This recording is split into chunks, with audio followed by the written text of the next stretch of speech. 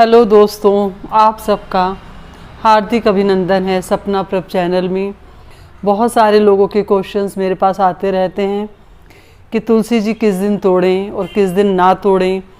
बहुत सारे लोगों को डाउट रहता है कि आज तोड़ें, कल तोड़ें या इस दिन ना तोड़ें। तो वही सब डाउट क्लियर कर रही हूँ मैं आपके कि तुलसी दल को किस दिन तोड़ना है और किस दिन नहीं तोड़ना है। तो दोस्तों, जहाँ तुलसी माता की पूजा होती है वहाँ लक्ष्मी माँ का वास हमेशा ही रहता है। सनातन धर्म में तुलसी के पौधे को विशेष पूजनीय माना गया है, क्योंकि जहाँ तुलसी का पौधा होता है वहाँ पर सुख शांति आती है। मतलब ये समझो कि सुख शांति हमेशा ही रहती है और वास्तु दोष भी ठीक रहता है। तो तुलसी का पौधा कब लगाना है, कब तुलसी दल को तोड़ना है, कब तुलसी को जल देना है, तो ये सब मैं आपको बताऊंगी। भगवान विष्णु ने माँ तुलसी को अपने सिर पर स्थान दिया है।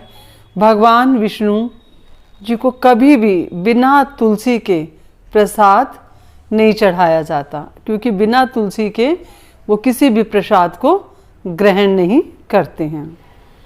तो दोस्तों, सुबह हमें तुलसी जी के पौधे को जल देना चाहिए और शाम को देसी घी का दीपक जलाना चाहिए। तुलसी दल कब तोड़ें और कब ना तोड़ें। शास्त्रों के अनुसार तुलसी को कभी भी रविवार यानी कि संडे को नहीं तोड़ना चाहिए। एकादशी, द्वादशी, सूर्य ग्रहण वाले दिन, चंद्र ग्रहण वाले दिन, अमावस्या, पूर्णिमा और संक्रांति के दिन तुलसी जी को बिल्कुल भी नहीं तोड़ना चाहिए। अगर घर में किसी बच्चे का जन्म होता है तो जब तक उसका नामकरण ना हो जाए, पूजा ना हो जाए, तब तक तुलसी दल नहीं तोड़ा जाता है।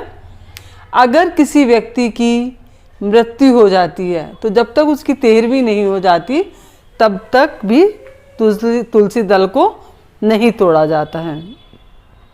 अगर आप इस तरह से तुलसी जी को तोड़ेंगे इन दिनों में तो तुलसी माँ आपसे रुष्ट हो जाएंगी, भगवान विष्णु जी भी आपसे रुष्ट हो जाएंगे। रविवार को तो तुलसी जी इसलिए नहीं तोड़ते हैं क्योंकि तुलसी माता जो है भगवान विष्णु जी के लिए निर्जला व्रत रखती हैं, तो इसलिए हम उनको उस दिन जल नहीं चढ़ाते हैं। सूर्यास्त के बाद भी कभी भी तुलसी जी को नहीं तोड़ना चाहिए। अगर आप सूर्यास्त के बाद तुलसी जी को तोड़ेंगे तो घर में कलह हो जाती है, कलेश हो जाता है।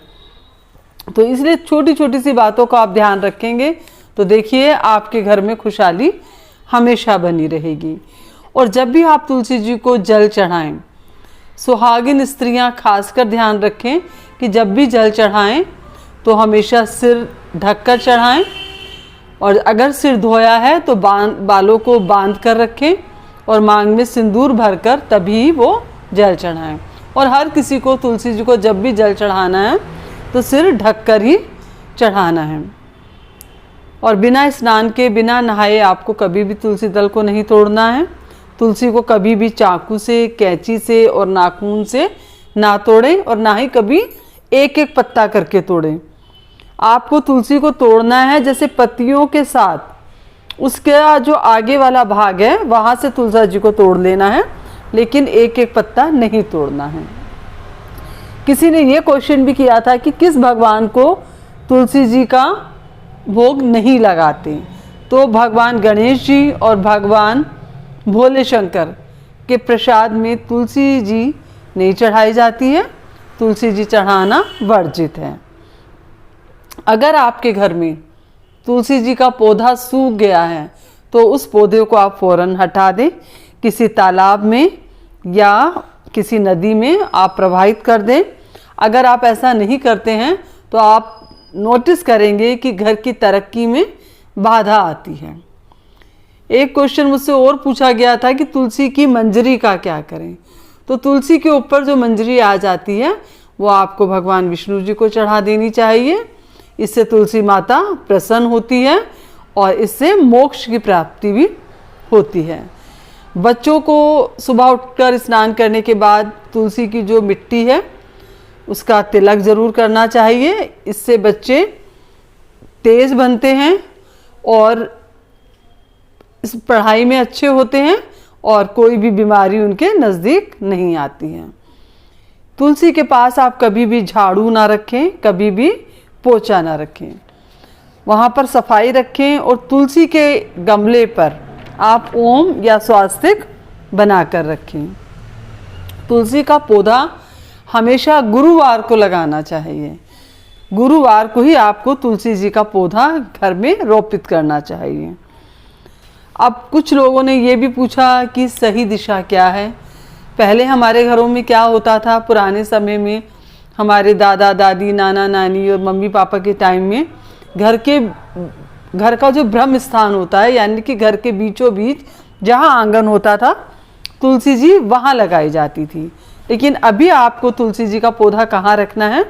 उत्तर पूर्व में आपको तुलसी जी का पौधा रखना है। दक्षिण पूर्व में आप तुलसी जी का पौधा कभी भी ना रखें। और अगर मासिक धर्म है तो आपको तुलसी जी का पौधे को बिल्कुल भी नहीं छूना चाहिए। तो मुझे लगता है कि मैंने आपके सभी प्रश्नों के जवाब दे दिए हैं। आपका कोई भी प्रश्न होगा तो प्लीज़ कमेंट्स बॉक्स में लिखें। अगर मेरी वीडियो अच्छी लगी तो इसे ज़्यादा से ज़्यादा शेयर करें, बेल आइकन का बटन ज़रूर प्रेस करें, जिससे कि मेरी आने वाली हर वीडियो का नोटिफिकेशन आपको सबसे पहले मिलता रहे। जय माता दी दोस्तों।